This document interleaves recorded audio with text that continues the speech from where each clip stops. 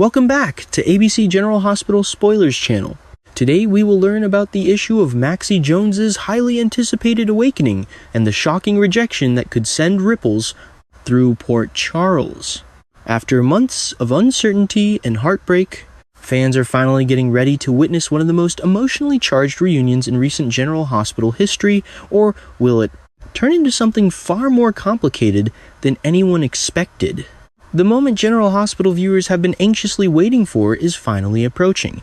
Maxie Jones is set to make her dramatic return to our screens beginning February 12, marking the end of a harrowing ordeal that has left her loved ones in constant worry and despair. After spending months trapped in a coma, Maxie will finally open her eyes to a world that has changed dramatically during her absence. Unlike Lulu Spencer, who was unconscious for years and missed entire chapters of her children's lives, Maxie's time away has been measured in months rather than years. However, don't let that fool you into thinking she has any less to process. The Port Charles landscape has shifted in ways that will leave Maxie reeling, and the most earth-shattering revelation waiting for her involves someone she thought she had lost forever. The centerpiece of Maxie's awakening will undoubtedly be the impossible truth that Nathan West has returned from the dead. For those who have been following the storyline, Nathan's miraculous reappearance has already sent shockwaves through Port Charles, leaving residents questioning everything they thought they knew about life-death, and the length Cesar Faison's twisted legacy can reach. When Maxie first regains consciousness and her vision clears, she'll be faced with the image of the man she mourned, the father of her child standing before her in the flesh. The initial moments will be filled with disbelief, confusion, and an overwhelming flood of emotions that no one could possibly prepare for. According to insider information, Maxie's first instinct upon seeing Nathan will be to reject the very possibility of his existence. Her mind will race through logical explanations, hallucinations, from medications, a cruel dream, or perhaps some elaborate deception orchestrated by one of Port Charles's many villains. Maxie has witnessed enough schemes and manipulations in her lifetime to know that nothing is ever as simple as it appears in this. She may immediately voice her skepticism, insisting that Nathan's return is impossible and demanding answers about what kind of twisted game someone is playing with her. Fragile, emotional state. The evidence supporting Nathan's identity appears ironclad on paper.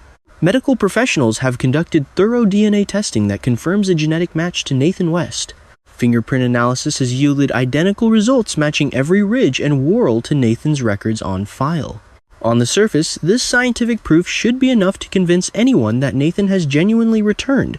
Hospital officials and loved ones have scrutinized these results from every possible angle, searching for any indication of fraud or manipulation. Yet, despite this seemingly irrefutable evidence, something deep within Maxie's core may trigger alarm bells that refuse to be silenced. What makes Maxie's potential rejection particularly significant is the insight Felicia Scorpio provided when Nathan first reappeared. Felicia, with her years of experience dealing with imposters, doubles, and elaborate deceptions in Port Charles, made a crucial observation that has proven prophetic.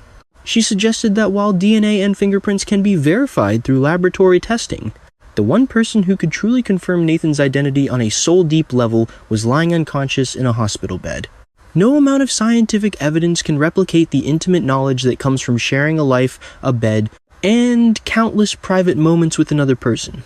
Maxie knows Nathan in ways that transcend biology. She knows his mannerisms, his subtle expressions, the way he tilts his head when he's deep in thought, and the specific cadence of his voice when he's being genuine versus when he's holding something back.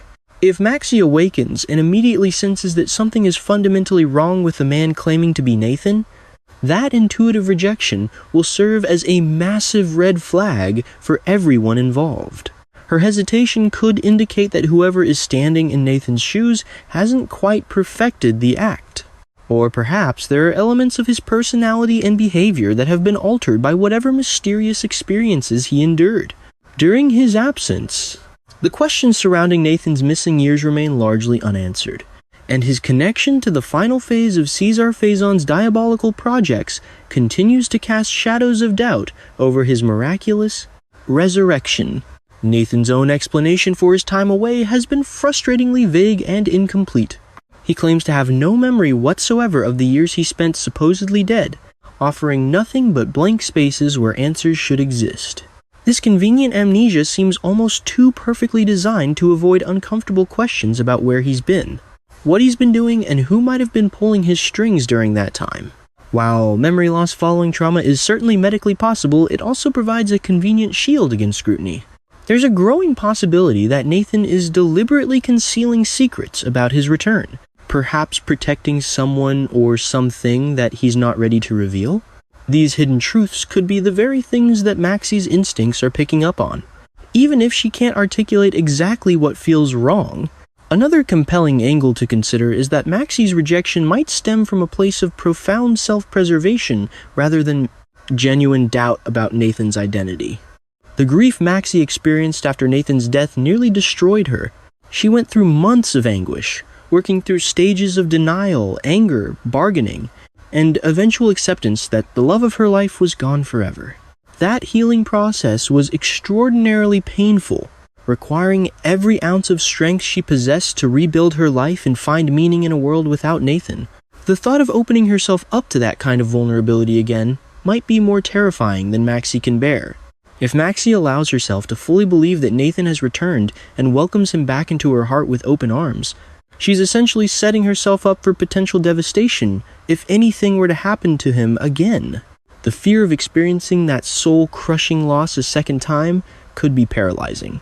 By rejecting Nathan now, by keeping emotional distance and refusing to acknowledge him as the man she loved, Maxie might be constructing protective walls around her heart. It's a defense mechanism born from trauma, a way of ensuring that she never again puts herself in a position where she could be shattered by loss. Sometimes the safest option seems to be never allowing yourself to hope in the first place. This psychological barrier could manifest in various ways. Maxie might become cold and distant, refusing to engage with Nathan on any emotional level. She could insist on maintaining physical space, avoiding any situations where they might find themselves alone together. She might throw herself into other relationships or activities, creating deliberate distractions that prevent her from confronting the reality of Nathan's return. Her friends and family will likely struggle to understand this reaction, pleading with her to give Nathan a chance and embrace the miracle that's been handed to them. But fear is a powerful motivator, and once it takes root, logical arguments often have little effect. The ripple effects of Maxie's rejection will extend far beyond just her relationship with Nathan. One of the most significant consequences could involve Lulu Spencer, who has been serving as an emotional support system for Nathan during this complicated transition period. If Maxie pushes Nathan away, he'll naturally seek comfort and understanding from someone who accepts him without reservation. Lulu has been there for Nathan since his return, helping him navigate the strange new reality of being back in Port Charles after everyone believed him dead. She's listened to his concerns, offered advice, and provided a safe space where he doesn't have to constantly prove his identity or defend his existence. As Nathan leans more heavily on Lulu for emotional support, the lines between friendship and something deeper could begin to blur. Lulu, who has her own complicated history with relationships and has recently awakened from her own extended coma, might find herself developing feelings that go beyond platonic concern. The shared experience of being returned from the dead creates a unique bond between them, a connection that others who haven't lived through that specific trauma can't fully understand. Late-night conversations could become increasingly intimate, casual touches might linger a bit too long, and meaningful glances could convey emotions that neither of them is quite ready to acknowledge out loud. The prospect of Nathan and Lulu growing closer, while Maxie watches from the sidelines, introduces a classic soap opera triangle that has all the ingredients for maximum drama. Maxie's jealousy and regret could war with her self-protective instincts, creating internal conflict that plays out in increasingly volatile ways.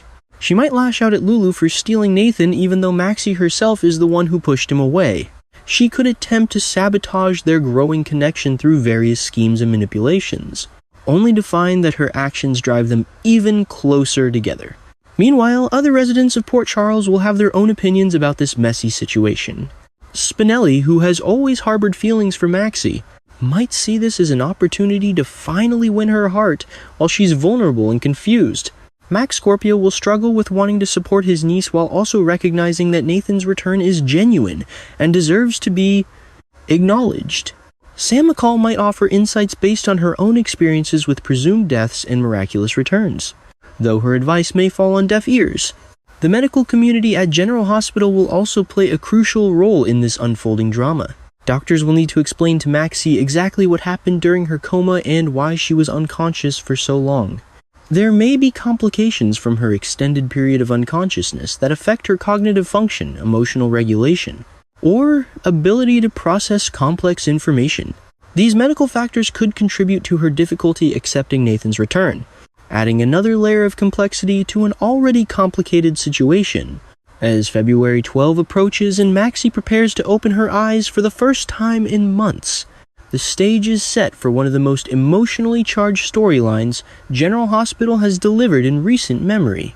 Will Maxie's instincts prove correct and reveal that something sinister lurks beneath Nathan's surface, or will she eventually recognize that her fears are the real enemy, not the man standing before her? The answers to these questions will unfold in the coming weeks, promising viewers a roller coaster of emotions, unexpected twists, and the kind of dramatic storytelling that has made General Hospital a beloved institution for decades.